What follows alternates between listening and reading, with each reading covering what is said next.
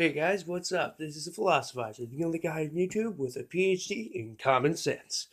Now, I'd like to talk about something really special today, the philosophy of creation. Now, not the philosophy of creation, like who created the universe, I mean the philosophy of creation that you do, whether you're creating, like I do, swords. I don't know if you can see it. Yeah, I made this like years ago. And I've been recently working on it. It's blacksmithing. It's fun, but that's just me. You may write, you may draw, you may make YouTube videos, you may do something, but something else. But why do we create? There are a few thoughts on this. Um, the usual philosophy on it is that we want to have something left after we're gone. And sure, if that's what you want, that's more than a reason to create, but um if we want to create, we need to have something more concrete, I would guess, than that. Like a drive to do it. Something that makes you want to get up every day and do something with your life. And for me, that is the memory of my stepfather. But for you, it might be something else. It may be um, a professor, a picture you saw on a wall one day. It might be a piece of graffiti in a truck stop bathroom. I don't know. It could be any number of hundreds of things. But yeah, that drive to create, where did it come from? It comes from centuries of evolution. We as a human species have only survived because we did create. And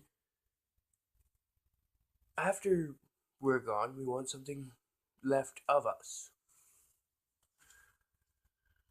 Like the guy who created the wheel, the guy who, or Thomas Edison, who invented the light bulb, or Nikolai Tesla, who invented AC current. Um, so yeah, this video has gotten off track, but we create basically because it is a primary primal drive that has been instilled in us through centuries of evolution because before we were living in houses and stuff, we had to create weapons, we had to create tools that would help us survive. Like spears, axes, knives, etc., etc., etc. Even nowadays, people who create can be on the forefront of modern science and creating like the Large Hadron Collider, which is helping us survive by helping determine what the universe is actually made of. So now we've gone through two things. Number one, because we want something left behind of us. Number two, because it helps us survive or advances science in some way. Number three, simply because um, I believe Stephen King said this the best.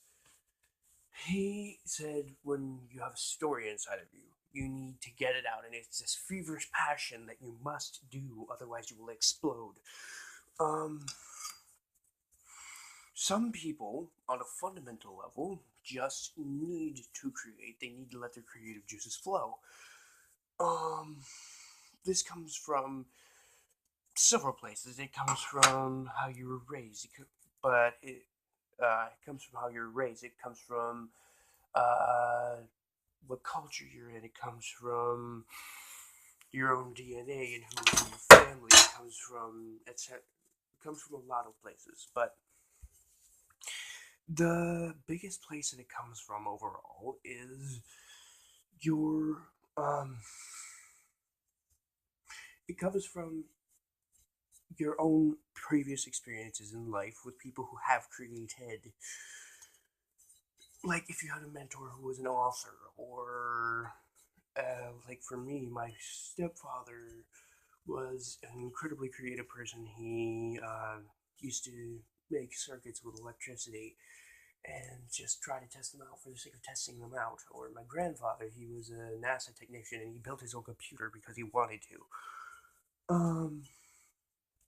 So those are the top 3 reasons we create.